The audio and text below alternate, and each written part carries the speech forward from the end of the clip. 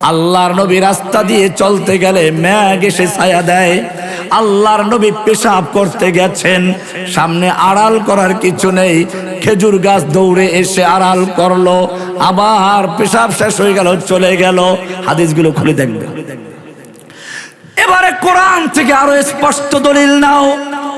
আল্লাহর নবী সাহাবায়ে কেরামদের নিয়ে কথা বলছেন, কথা হচ্ছে, আলোচনা হচ্ছে, পরামর্শ চলছে।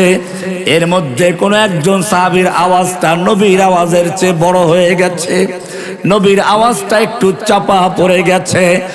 আল্লাহ রাব্বুল আলামিনের কত মায়া, সঙ্গে সঙ্গে জিবরাইলকে বলে যাও, সূরা হুজুরাতের 2 নম্বর আয়াত নাযিল হয়ে গেল, ইয়া আইয়ুহাল্লাযীনা আমানু লা তারফাউ আসওয়াতাকুম ফাওকা সাওতিন নবী।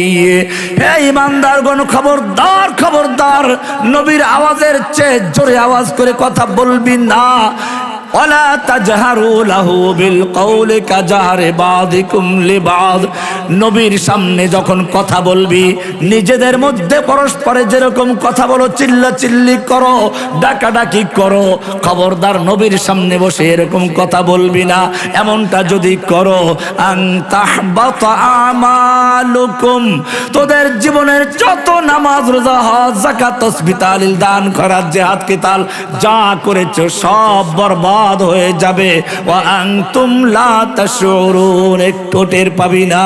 কে বলেছেন? কি মায়া, নবীর জন্য মায়া আছে কিনা? আরো সামনে চলুন।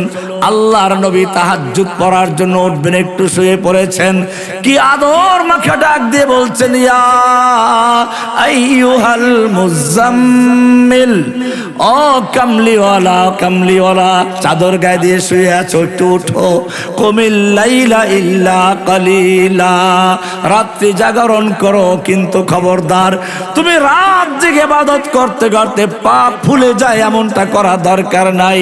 তুমি একটু ঘুমাও, আবার একটু ইবাদত করো। কুমিল লাইলা ইল্লা কালিলা, কতক্ষণ ঘুমাবো, কতক্ষণ ইবাদত করব? নিসফাহু আবিল কুসমিনহু কালিলা আও জিদ আলাইহি, অর্ধেক রাত্র বা তার চেয়ে একটু কম অথবা একটু বেশি তুমি জাগরণ করো। তুমি যেরকম সারা রাত্র ইবাদত করলে খুশি হও, আমি আল্লাহ তোমাকে ঘুমান্ত দেখলেও খুশি হয়ে যাই। কি মায়া নবীর জন্য। এবারে আরেকটু সামনে যাই। আল্লাহর নবী জিবরাইল যখন কোরআন নিয়ে আসলো, কোরআন শোনাতে লাগলো, আল্লাহর নবী মুখস্থ করার জন্য ঠোঁট নাড়াচাড়া করতে লাগলেন। হেফজখানার ছাত্র দেখেন না, ঝুলে আর পরে ঠোঁট নাড়ে। জিবরাইল যখন শোনালেন, আল্লাহর নবী পড়তে লাগলেন, ঠোঁট নাড়াচাড়া করতে লাগলেন।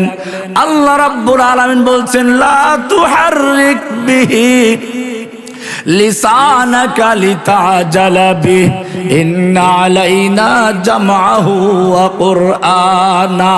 হে নবী, আত্মমুখস্থ করার জন্য ঠোঁট নাড়াচাড়া করবেন না। কি মায়া! কোরআন মুখস্থ করার জন্য ঠোঁট নাড়াচাড়া করতে কতটুকু কষ্টই না হয়। আল্লাহ বলছেন এত কষ্ট করা দরকার নাই। লা তুহাররিক বিহি লিসানাকা লিতাজালা বিহি, ও নবী, তোমার কোরআন মুখস্থ করার জন্য ঠোঁট নাড়াচাড়া করে কোরআন মুখস্থ করার প্রয়োজন নেই।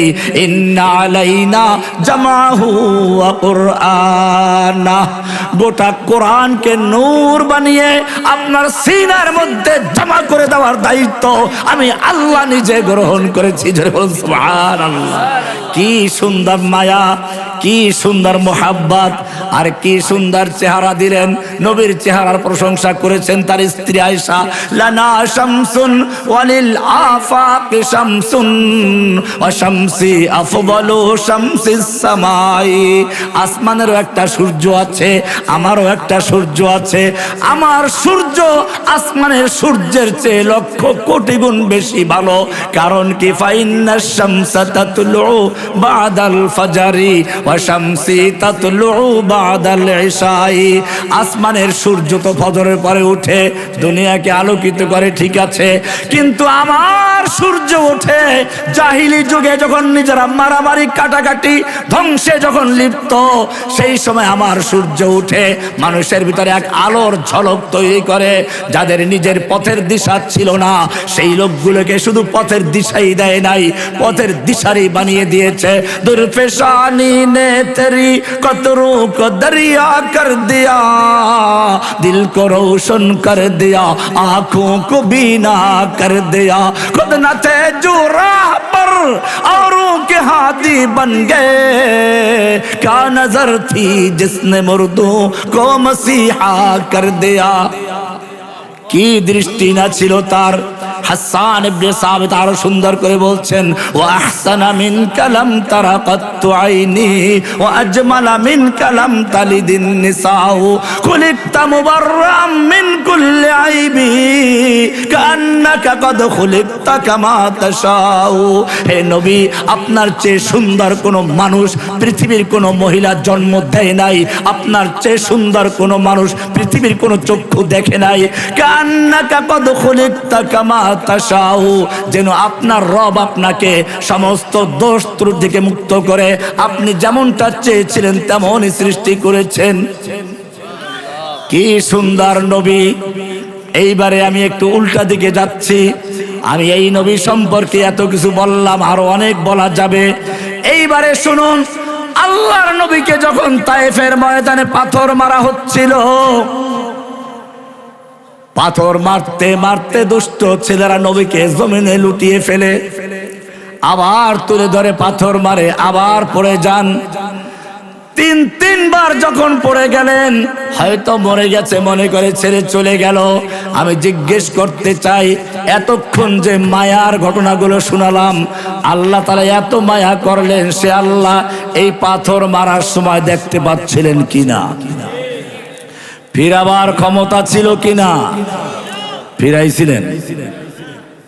আপনারা তো উহুদের ময়দানে দান দান শহীদ হয়েছে কবর পড়েন, মিলাদে কবিতাও পড়া হয়, কর দেয়া জঙ্গে উহুদ মে মুস্তফা দন্দা শহীদ, ये खिलाफत ये शरीयत हमको मिलने के लिए। কিন্তু কেমনে দান দান শহীদ হয়েছিল যদি মুসলমান শুনো তাহলে তোমার গা আটকে উঠবে। আল্লাহর নবী সেই উহুদের ময়দানে লোহার টুপি পরে, লোহার পোশাক পরে যুদ্ধের ময়দানে যুদ্ধ করছিলেন।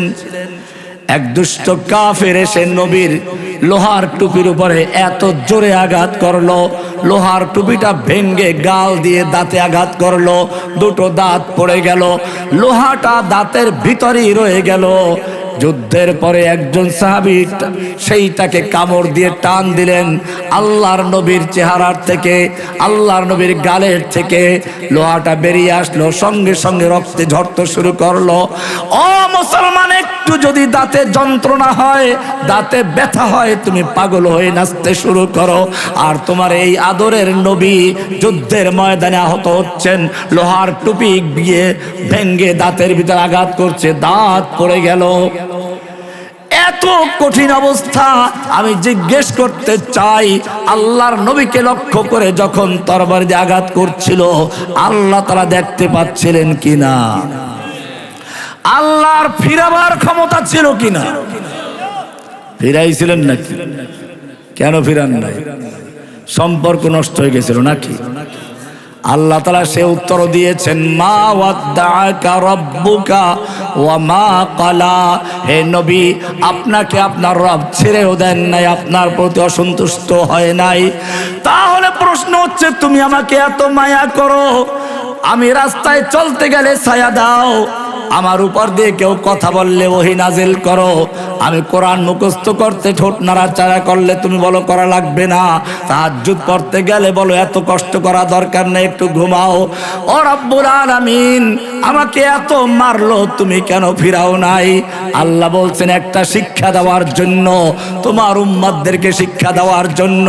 আমি তোমাকে ভালোবাসি ঠিকই, কিন্তু জেনে রাখো তোমাকে একটা দায়িত্ব দিয়ে পাঠানো হয়েছে কোরআনকে প্রতিষ্ঠা করার জন্য, কোরআনের শাসন, কোরআনের রাজ কায়েম করার জন্য। তোমার মূল্য এমনিতে হয় নাই। আমার একটা বিশেষ মেহমান তোমার উপর অবতীর্ণ হয়েছে। সেই মেহমান যেই রাত্রে নাজিল হয় সেই রাত্র সম্মানিত হয়। ইন্না আনজালনাহু ফি লাইলাতিল কদর। আমার সেই মেহমান যেই মাসে নাজিল হয় সেই মাস সম্মানিত হয়। শাহরু রমাদান আল্লাযী উনজিলা ফীহিল কুরআন। আমার এই কোরআন যার উপর নাজিল হয়েছে সেও সম্মানিত হয়, তুমি সম্মানিত হয়েছো। কিন্তু জেনে রাখো তোমাকে যেই দায়িত্ব দেওয়া হয়েছে কোরআনকে বিজয়ী করার জন্য তোমাকে পাঠিয়েছি। হুয়াল্লাযী আরসালা রাসূলাহু বিল হুদা ওয়া দীনিল হক। আল্লাহ তাআলা বলছেন আমি আমার রাসূলকে হেদায়েত এবং দ্বীনে হক দিয়ে পাঠিয়েছি। কেন পাঠিয়েছি? লিইয়ুযহিরাহু আলাদ দ্বীন কুল্লিহি। অন্য সকল বাতিল মতবাদের উপরে, যত বাতিল দ্বীন আছে সমস্ত দ্বীনের উপরে, সমাজতন্ত্র দ্বীন, গণতন্ত্র দ্বীন, রাজতন্ত্র দ্বীন, ইহুদিয়াত, নাসরানিয়াত, হিন্দুত্ববাদী, খ্রিস্টানবাদী, যত ধর্ম আছে, যত মতবাদ আছে, সব বাতিল মতবাদের উপরে সবগুলো উৎখাত করে আল্লাহর দ্বীনকে বিজয়ী করার জন্য তোমাকে পাঠিয়েছি।